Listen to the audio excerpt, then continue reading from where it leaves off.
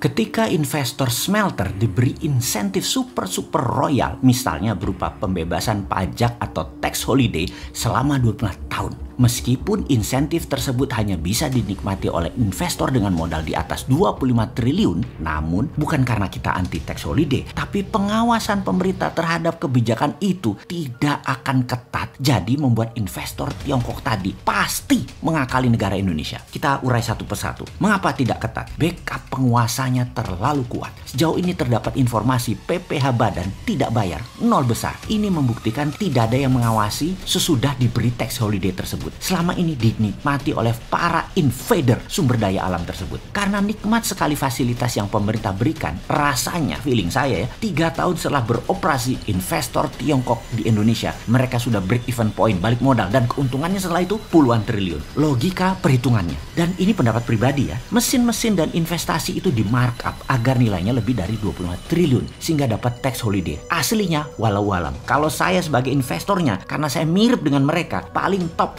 10 triliun modalnya. Kalau saya dikasih kesempatan di negara lain yang kasih tax holiday, Vietnam gitu misalnya kasih saya akan bangun pabrik nilainya 20 triliun. Ambil sumber daya alam Vietnam dalam 5 tahun habis sampai nol kalau perlu. Dan sudah balik modal dalam 5 tahun. Mau ganti pemimpin nantinya, mau kebijakan nantinya diubah oleh penguasa baru, kita udah tiong-tiong dapat cuan. Paling top nilai asli investasi kembali lagi 10 triliun. Apakah pengusaha Tiongkok nggak seperti itu? Jujur, tindakan penguasa Tiongkok di Indonesia itu tindakan nasionalisme bagi bangsanya dan negaranya. Namun bagi orang seperti saya, melihat perilaku pejabat dan penguasa Tiongkok itu sebagai invader sumber daya alam Indonesia. Ini pendapat saya, logika saya yang goblok. Anda sahabat jangan ikut-ikutan saya. Anda harus punya analisa sendiri. Logika lain lagi, kalau kita pengusaha Tiongkok dengan aturan yang tidak boleh ekspor ore mentah nikel, maka kita jadi raja pengendali harga nikel. Itulah mengapa smelter gede-gedean dibangun di Indonesia. Karena harga biji nikel yang jauh lebih murah, mereka mendekatkan pabriknya, dalam istilahnya membuat pabrik adalah mine mouth, di mulut tambang, agar tidak ada biaya angkut atas barang yang tidak dipakai atau impurities. Lalu fakta lapangan lain lagi adalah pekerja yang didatangkan dari luar negeri tersebut tidaklah menggunakan visa pekerja, melainkan berstatus turis. Wes stop lah pokoknya. Hal ini kembali menggerus penerimaan negara. Harusnya kan ada pajak pendapatan negara dari pekerja internasional tadi yang kita dapati. Tapi ya sudahlah. Dalam urusan tenaga kerja ini diklaim oleh pejabat pelindung bisnis Tiongkok tersebut dikatakan mengapa 95% pegawainya diimpor langsung dari Tiongkok? Karena tenaga kerja Indonesia tidak mampu.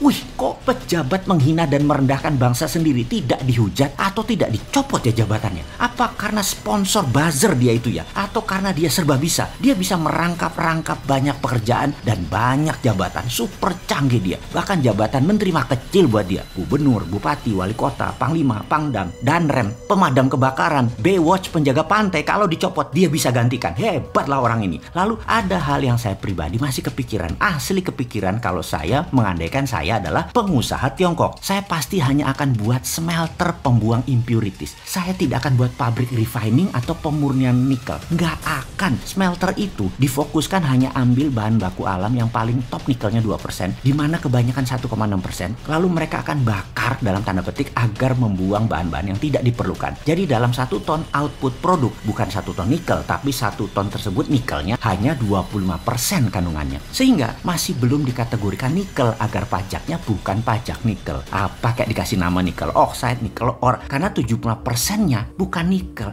Karena mereka butuh yang 75% ini. Ada ferronya, ada litiumnya, ada banyak deh. Sama seperti dalam video sebelum ini. Pabrik smelter koper di Gresik tidak akan keluarkan koper murni 99,9%. Juga goldnya 99,9% karena berakibat keluar juga goldnya, platinumnya, tembaganya. Nggak bakal. Jadi apa yang mereka lakukan? Mereka hanya buat anoda slime saja. Jadi dibayar pajaknya bukan finish product. Jadi kalau kita nih pengusaha Tiongkok yang nasionalis, maka ngapain kita buat refining di Indonesia? Keluar nikel 95%. Ngapain keluar litium? Ngapain keluar ferronya? Pabriknya juga harus ada abadi di Indonesia. Nggak bakalan. Karena stok kita kan mau dikeduk abis-abisan dalam 10 tahun ke depan. Ngapain pabriknya abadi? Yaitu pabrik refining refining. Pastinya ini cuman buat keduk sumber daya alam Indonesia. Ini pasti yang tidak diperdulikan oleh banyak rakyat karena sudah ditutupi buzzer dan ditutupi media mainstream bahwa nggak apa-apa SDA dikeruk sampai habis dalam 5 tahun ke depan dan pabrik smelternya dicitrakan itu baik buat negara. Wes itulah yang kita tahu saat ini. Yang kita tanya kemudian, bener baik buat negara? Mana bukti setoran pajaknya? Kembali kalau kita jadi pengusaha Tiongkok, kita buat smelter hanya pembuang impurities, pabrik pemurnian tetap di Tiongkok. Pokoknya main cepat aja yang di Sulawesi. Bener kan kira-kira bayangan kita ini? 10